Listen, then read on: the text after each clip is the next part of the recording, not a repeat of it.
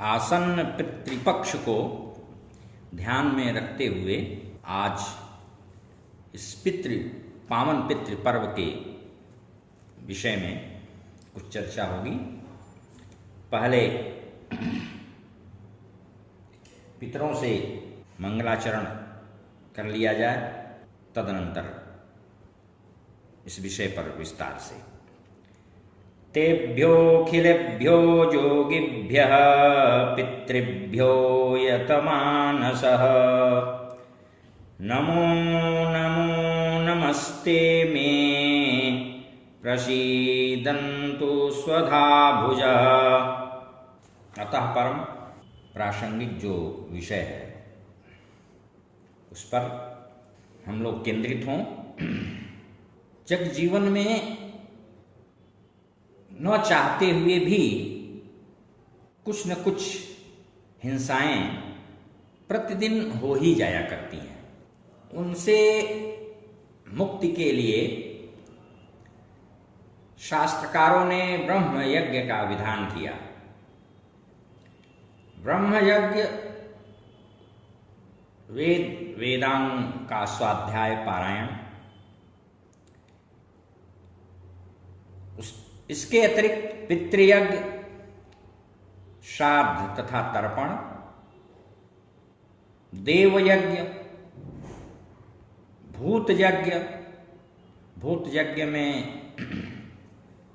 पंच बलि, मनुष्य यज्ञ अर्थात मनुष्य यज्ञ में अतिथि देवो भव। वैसे भी अभ्यागत को सर्वस्व गुरु कहा गया, सबका गुरु कहा गया। इसलिए हमारी सनातन संस्कृति में आतिथ्य सत्कार का भी बहुत महत्व है। किसी भी सद्गृहस्थ को इन पांचों यज्ञों को अवश्य करना ही चाहिए।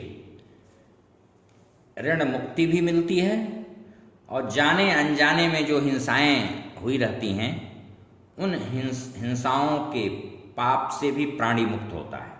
ऐसा भी शास्त्रोल्लेख मिलता है।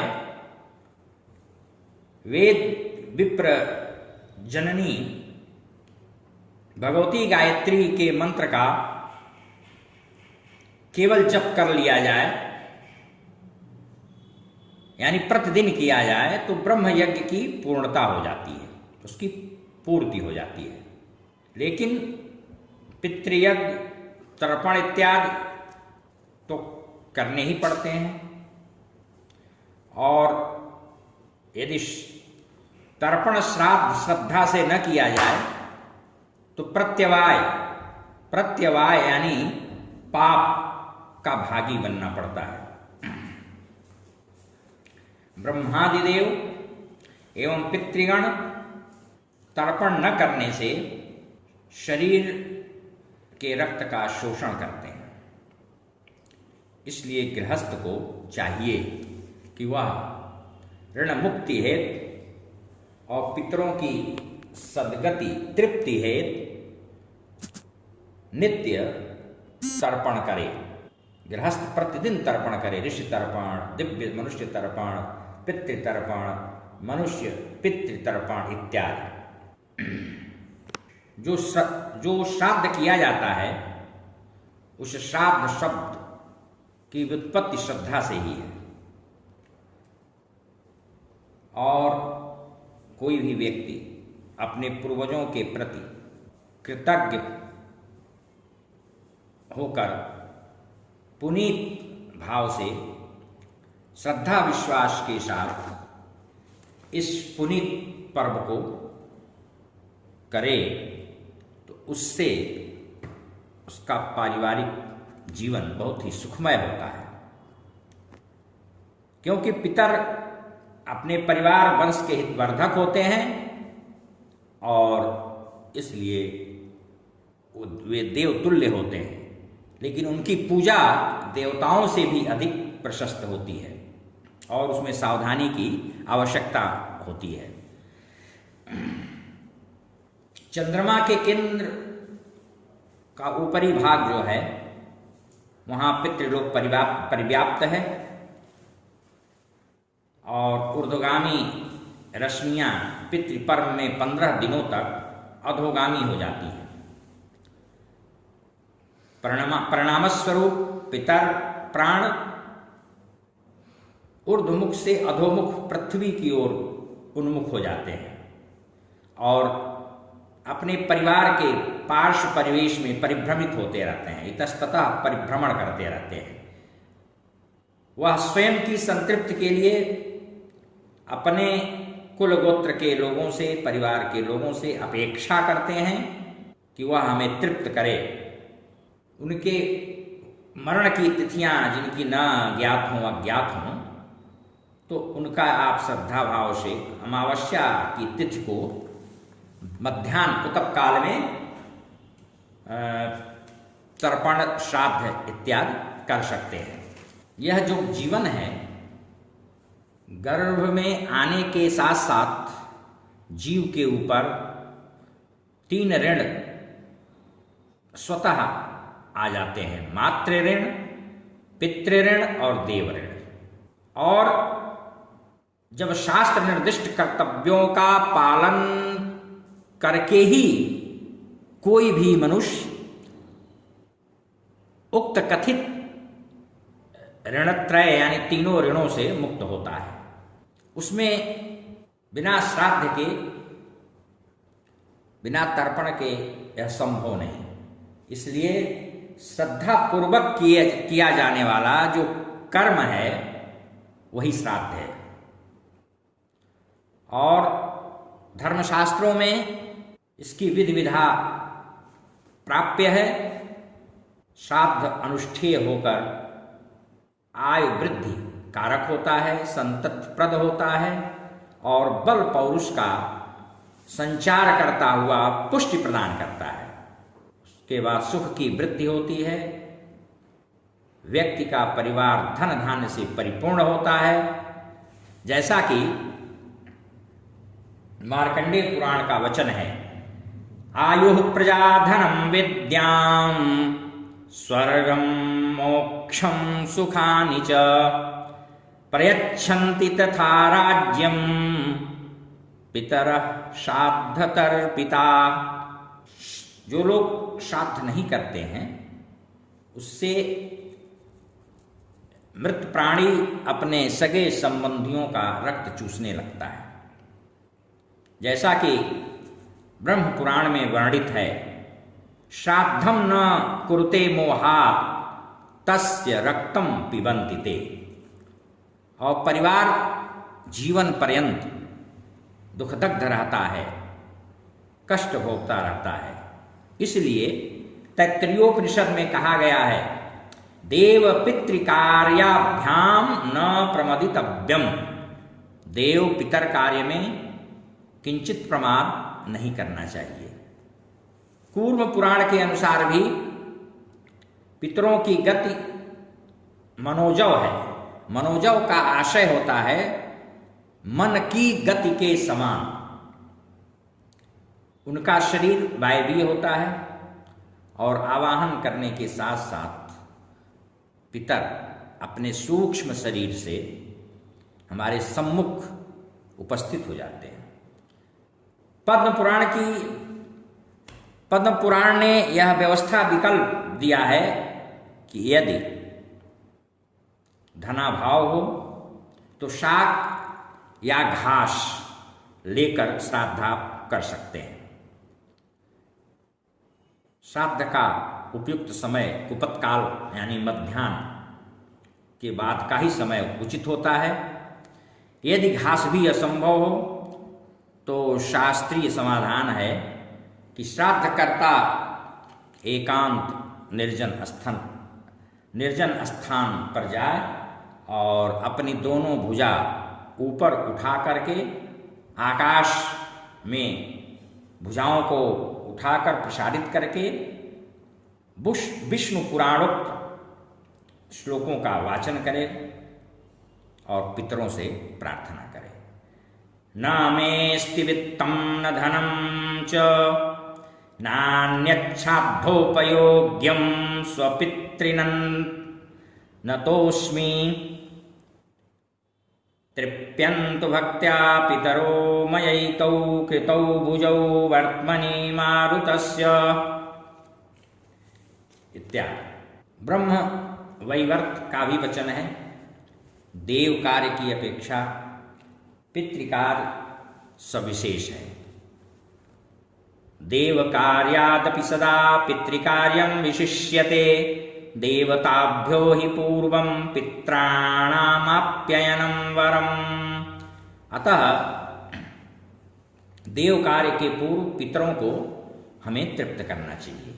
इसलिए तस्मात् सर्व प्रयत्नेन श्राद्धं कुर्याद् विचक्षणः। विधि पूर्वक श्राद्ध करने से सभी संतृप्त हो जाते हैं। इसलिए शांत मन से विधिना श्राद्धं कुर्याद् वै शांत मानसः, श्राद्ध कर्म संपादित करना चाहिए। लोकांतरण यानी शरीरांत मृत्यु के पश्चात जीवात्मा अपने कर्मों को भोगने हेतु अंगुष्ठ पर्व परिमित अर्थात अंगूठे के पर्व पोर के बराबर सूक्ष्म अतीन्द्रिय शरीर धारण करता है। पापी व्यक्ति याम्य मार्ग की यातनाओं को भोगते हुए यमराज के पास पहुंचते हैं और वहीं पुण्यात्मा धर्मराज के पास। ऐसा केवल मनुष्यों के साथ होता है। अन्य प्राणी प्राणांत के पश्चात तत्काल वायु रूप में विचरण करते हुए दूसरी योनियों में उदरस्थ गर्भस्थ हो जाते हैं। तो इतना तो स्पष्ट हो चुका, पहले ही मैं कह चुका हूं कि सामान्यतः जीवन में पाप पुण्य दोनों होते रहते हैं। मृत्यु के बाद प्राणी के उद्धार के लिए पुत्र पौत्रादिक अपने कर्तव्यों का पालन करते हैं। पुत्र इसीलिए कहा जाता है पुण्य नाम नरकात्रायतेति पुत्र, जो पुण्य नामक नरक से पिता का त्राण कर दे, रक्षा कर दे, वही पुत्र है। इसलिए सनातन संस्कृति में, हिंदू धर्म में मातृ पितृ ऋण से मुक्ति पाने के लिए ही परिवार के मृत प्राणियों के निमित्त श्राद्ध करने की अनिवार्य आवश्यकता शास्त्रकारों ने प्रतिपादित की है। श्राद्ध कर्म को पितृकर्म अर्थात पितृपूजा भी कहते हैं। पितृकार्य में वाक्य और क्रिया की शुद्धता परमावश्यक है। जैसा कि कहा गया है, पितरो वाक्यमिच्छन्ति भावमिच्छन्ति देवता। पितर वाक्य और क्रिया शुद्ध होने पर ही पूजा को स्वीकार करते हैं, जबकि देवता भावना शुद्ध होने पर। इसलिए इससे स्पष्ट है निष्कर्षता देव कार्य की अपेक्षा पितृकार्य में अधिक सावधानी की आवश्यकता प्रतीत होती है। पितृपूजा एक तरह से पारिवारिक प्रेम की पराकाष्ठा है, ऋणमोचक है। मांगलिक अवसरों पर भी इस पूजन का विधान है। जितने भी मानवेतर अन्य जोनियों के जीव, पशु पक्षी तिर्यक हैं, वे इन ऋणों से सर्वथा मुक्त हैं। मात्र मनुष्य ही इस जोनि में उसके ऊपर ही ऋणों का भार होता है। इस पूजा को प्रतिपादित संपादित करने के लिए शास्त्रकारों ने कई बातों का निर्देश दिया है। पहला तो यह कि श्राद्ध कर्म पुत्र करे, ज्येष्ठ पुत्र करे। उसकी आज्ञा से छोटा पुत्र भी कर सकता है। यदि अलग अलग हों तो स्वेच्छा से अलग अलग भी कर सकते हैं। और पुत्र के न होने पर पौत्र, प्रपौत्र दौहित्र यानी पुत्री का पुत्र, पत्नी, भाई, भतीजा, पिता, माता, पुत्रवधू, बहन, भांजा, सपिंड शोधक करें। यहाँ शोधक का अर्थाशय है 8वीं से लेकर 14वीं पीढ़ी तक के पूर्वज का परिवार। यदि यह भी न हो तो समानोदक की संतति अथवा मातृपक्ष के सपिंड को करने का अधिकार है। मातृपितृ दोनों कुलों के विनष्ट हो जाने पर स्त्री, वह भी न हो तो साथी इस प्रेत कर्म को कर सकते हैं। इसको प्रेत कर्म भी कहा गया है। मत्स्य पुराण में काम्य भेद से 3 प्रकार के श्राद्धों का विवेचन प्रतिपादन किया गया है। नित्यम, नैमित्तिकम, काम्यम, त्रिविधम श्राद्धमुच्यते। नित्य, नैमित्तिक और काम्य भेद से श्राद्ध 3 प्रकार के होते हैं। यमस्मृति में 5 प्रकार के श्राद्धों का उल्लेख किया गया है। वृद्धि और पार्वण 2 और बढ़ जाते हैं। प्रतिदिन किए जाने वाले श्राद्ध को ही हम नित्य श्राद्ध कहते हैं। इसमें विश्वे देव नहीं होते। अशक्ता अवस्था में जलदान देने से ही श्राद्ध की पूर्ति हो जाती है। एकोद्दिष्ट श्राद्ध को नैमित्तिक श्राद्ध कहते हैं। इसमें भी विश्वे देव नहीं होते। किसी कामना की प्रतिपूर्ति हेतु किया जाने वाला जो श्राद्ध होता है उसको काम्य श्राद्ध कहा जाता है। और मांगलिक कार्यों में जो श्राद्ध प्रतिपादित संपादित होता है उसे वृद्धि श्राद्ध या नांदी श्राद्ध कहते हैं। पर्व की तिथि आदि पर जैसे पितृपक्ष है, अमावस्या आदि है, विश्वे देव सहित जो श्राद्ध हम आचरित करते हैं उसे पार्वण श्राद्ध कहते हैं। विश्वामित्र स्मृति तथा भविष्य पुराण में श्राद्धों की संख्या 12 बताई गई है। उपर्युक्त कथित के अतिरिक्त सपिंडन, गोष्ठी, शुद्ध्यार्थ, कर्मांग, दैविक, यात्रार्थ तथा पुष्ट्यर्थ ये और अधिक हो जाते हैं। लेकिन पूर्व कथित 5 प्रकार के श्राद्धों में ही ये अंतर्भूत हैं, इनका अंतर्भाव है। तो भाद्र शुक्ल पक्ष पूर्णिमा से पितरों का दिन प्रारंभ हो जाता है जो अमावस्या तक चलता है। शुक्ल पक्ष पितरों की रात्रि है। मनुष्यों के 1 मास के बराबर पितरों का एक अहोरात्र दिन रात होता है। मास में 2 पक्ष होते हैं। कृष्ण पक्ष पितरों के कर्म का दिन होता है और शुक्ल पक्ष उनके शयन की रात्रि होती है। पितृपक्ष पितरों का वार्षिक पर्व है। इसमें पितरों के निमित्त श्राद्ध का अवश्य विधान पूरा होना चाहिए।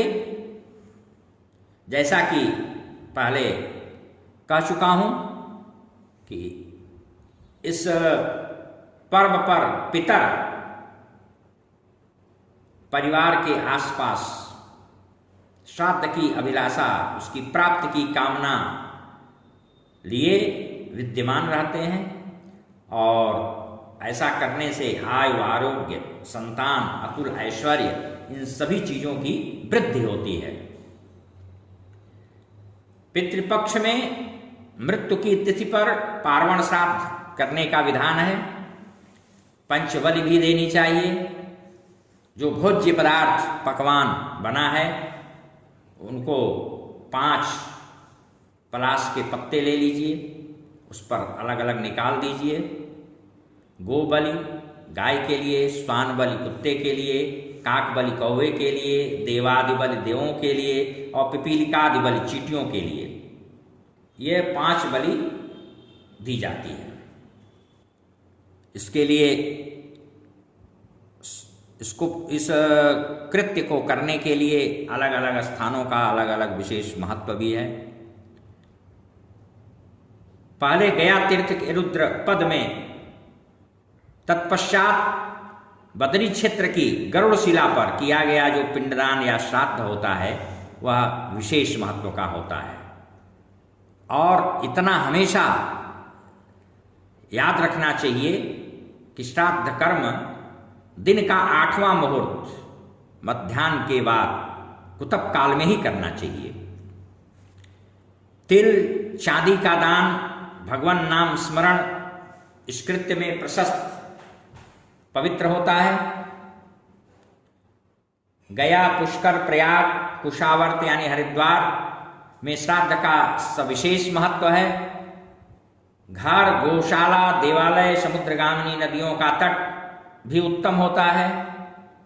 और दक्षिण दिशा की ओर ढाल वाली अगर भूमि है तो श्राद्ध के लिए बहुत ही उपयुक्त प्रशस्त मानी जाती है। कंबलासन, ऊन, तृण, पर्ण, कुशासन श्रेष्ठ होता है। काष्ठासन में कदम्ब, जामुन, आम, मौलश्री उत्तम है, लेकिन उसमें एक शर्त है कि काष्ठासन में लोहे की कील न गड़ी हुई हो। और श्राद्ध में जब हम भोजन करें तो उसमें मौन रहना चाहिए। सोना, चांदी, कांसा और तांबे का पात्र क्रमशः श्राद्ध पर्व में उत्तम होता है। इनके अभाव में पलाश के पत्ते का उपयोग करना चाहिए। केले के पत्ते का कदाप नहीं उपयोग करना चाहिए, इसका निषेध है, वर्जित है। मिट्टी का पात्र भी वर्जित है। सफेद चंदन, कपूर, खास इनका भी प्रयोग पूजन में करना चाहिए। और कदम्ब, केवड़ा, मौलश्री, बिल्वपत्र, करवीर, लाल व काले रंग के फूल और जो गंध है, निर्गंध पुष्प हैं, गंधहीन पुष्प हैं, ये वर्जित हैं। श्राद्ध के आदि, मध्य और अंत में पितृगायत्री का पाठ अवश्य करना चाहिए। इससे पितृकर्म पुष्ट होता है। जो पदार्थ हम इसमें प्रदान करते हैं उसको पिंडा कहते हैं या पिंडदान कहते हैं। मंत्र वाचन के साथ अपने कुल गोत्र का स्मरण करते हुए पितृयज्ञ में श्रद्धा से उसको हम समर्पित करते हैं। जो पितृ मृत्यु के उपरांत जो हमारे पितृलोक में चले गए हैं वो हमारे इस नेत्र से भूलोक से दृष्ट नहीं होते और चंद्रमा की जो ऊपरी परिधि है उसी में इनका वास होता है। उनकी तृप्ति के लिए अग्नि में हवि भी दी जाती है, क्योंकि अग्नि के मुख से या तपनिष्ठ मंत्र जापक ब्राह्मण के मुख से ही वह इस हवि को स्वीकार करते हैं। वेदों में भी श्राद्ध से संबंधित मंत्र मिलते हैं और प्रेत मंजरी या श्राद्ध प्रकाश में इसकी प्रक्रिया पद्धति तो वर्णित है ही। मृत्यु के पश्चात कपाल क्रिया काल तक पंच महाभूत के रूप में चित्यप तेजो मृत व्योमा के रूप में 5 पिंडा का दान किया जाता है। 5 पिंड दान करने का विधान शास्त्रकारों ने किया है। यहां तक कि उनका नामकरण भी किया है। शव, पांथक, खेचर, भूत और साधक। दशगात्र तक क्रमशः शिव पूरक, कर्णाक्ष मासिका पूरक, गलांश, भुजवक्षस्थल पूरक, नाभि लिंग मदा पूरक, जान जंघा पाद पूरक, मर्म पूरक, सर्वनाड़ी पूरक, दंत पूरक, बल वीर्य और आंज पूरक, क्षुधा पूरक नामक एक एक पिंड प्रतिदिन प्रदान किया जाता है। एक विशेष पिंड चौथे दिन अस्थि संचय श्राद्ध हेतु दिया जाता है। इस प्रकार कुल 16 पिंडों के दान का विधान है और यह पितरों को प्रदान की जाने वाली जो वस्तुएं हैं वो अक्षय तृप्ति कारणी होती हैं। पितर ऐसी शास्त्रों की मान्यता है कि पितर जिस जोन में, जहां जिस स्थिति में होगा, वह खाद्य वस्तुएं जो हमने प्रदान की हैं उसे अवश्य मिलेंगी। आप यजुर्वेद, मनुस्मृति, विष्णु स्मृति आदि ग्रंथों का अवलोकन एतदर्थ कर सकते हैं। अथर्ववेद का आदेश है कि पृथ्वी पर पुनः जन्म लेकर रहने वाले पितरों को स्वधा द्वारा प्रदत्त कव्य तृप्त करता है। देव योनि, तिर्यक जोन यानी पशु पक्षी आदि की जोन, और मनुष्य जोन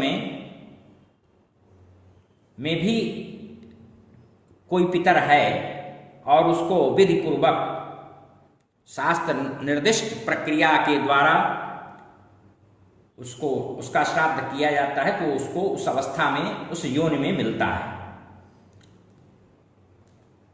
हमेशा देवताओं का जो हव्य है उसका हवन आहुति स्वाहाकार मंत्र के अंत में स्वाहाकार लगा करके योजित करके दिया जाता है, और श्राद्ध में जो पितरों को कव्य दिया जाता है उसके अंत में स्वधाकार संयोजित किया जाता है।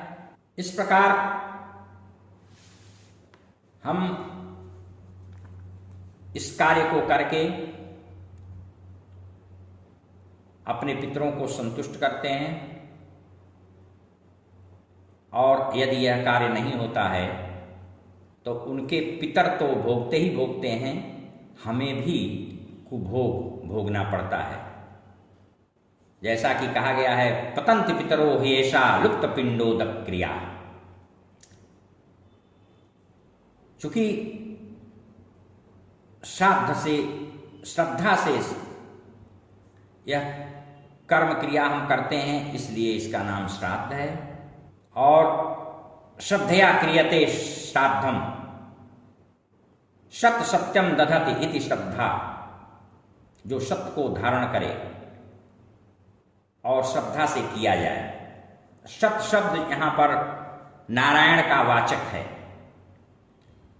और श्राद्ध में 4 अंग होते हैं: हवन, पिंडदान, तर्पण, ब्रह्मभोज। ये सब परस्पर पूरक हैं। जो पिंड रूप हम चरु देते हैं वह पितरों का पोषण करता है निसंदिग्ध रूप से, और पिंड के लिए यौ, चावल का आटा, खोया, इसका हम उपयोग करते हैं, और इसके तमाम मंत्र हैं। तिल मिश्रित जल से तर्पण पितरों का करते हैं, तब वो उनकी तृषा तृप्ति होती है। हवन से उनको उस वस्तु की प्राप्ति होती है। इस प्रकार हम पितरों को तिलांजलि दे करके संतुष्ट करते हैं, और तिलांजल देते समय सभ्य होकर यज्ञोपवीत बाएं कंधे पर रखकर कुशा जौ और जल के साथ कुशाग्र भाग से पहले त्रिदेवों को, फिर सप्तर्षियों को, पर्वतों, नदियों, नागों को, पुनः यक्ष, अप्सरा, किन्नर, गंधर्व, तत्पश्चात भूत प्रेत पिशाच आदि को भी जलदान किया जाता है। इसके पीछे जो भावना है वह यह है कि न जाने मेरा पितर किस योनि में, किस लोक में कहाँ पड़ा है। उसके बाद यज्ञोपवीत को माला जैसा बना करके गले में धारण करके कुश, अक्षत और जल को लेकर कनिष्ठिका अंगुली की ओर से ऋषियों को तिलांजल देने का यह विधान है। पुनः सूर्य को अर्घ दे करके पितरों का तर्पण किया जाता है। अपशब्द बाएं कंधे पर यज्ञोपवीत को रख करके उसमें सबसे पहले चतुर्दश यम के सहित दिव्य पितरों को, फिर पिता, पितामह, प्रपितामह, ऐसे ही माता, मातामही, प्रमातामही आदि 9 पितरों का पिंडदान सहित तर्पण होता है। और इसके लिए जब तुला का सूर्य पृथ्वी के समीप होता है और मेघ का सूर्य पृथ्वी कक्ष से दूर होता है, अग्नि में हुत कव्य सबसे पहले सूर्यलोक में पहुंचता है। उसके बाद वह चंद्रमंडल में जाता है। अमावस्या को उक्त दोनों मंडलों में समीपता के कारण पितरों को प्रदान की गई वस्तु बिना किसी अवरोध के शीघ्र प्राप्त हो जाती है। इस प्रकार कन्या के 10 अंश से तुला के 10 अंश तक सूर्य परम नीच कक्ष में विराजमान होते हैं, जिससे पृथ्वी, चंद्रमा आदि से उनकी निकटता हो जाती है। उस समय भी कन्यागत श्राद्ध करना उत्तम होता है।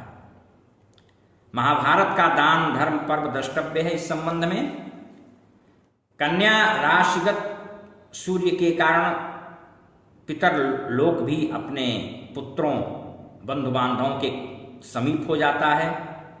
इस प्रकार आश्विन माह के कृष्ण पक्ष में ग्रह और नक्षत्रों की कुछ ऐसी स्थितियां होती हैं कि पितृलोक पृथ्वी के अत्यंत सन्निकट आ जाता है। इसलिए कृष्ण पक्ष, आश्विन का कृष्ण पक्ष, जिसको क्वार महीना भी हम कहते हैं, पितृपक्ष होता है और पितरों के सामूहिक मेले का यह समय होता है पृथ्वी पर। इस समय सभी पितर अपने सगे संबंधियों के यहाँ अनायास पधारते हैं और उनसे कव्य की अपेक्षा करते हैं। सब कुछ करने के बाद, श्राद्ध का सारा करने के बाद, वैसे तो आदि मध्य और अंत में पितृगायत्री का पाठ जप भी कर्ता को अवश्य करना चाहिए। वह पितृ गायत्री इस प्रकार है: ओम देवताभ्यः पितृभ्यश्च महायोगिभ्य एव च नमः स्वाहायै स्वधायै नित्यमेव नमो नमः। पितृकर्म में क्षौर भी अत्यावश्यक कर्म है और पितरों को जब हम चंदन अर्पित करें तो तर्जनी अंगुली से ही उनको चंदन लगाना चाहिए, अर्पित करना चाहिए। बहुत बहुत धन्यवाद। हरि ओम। शांति शांति शांति।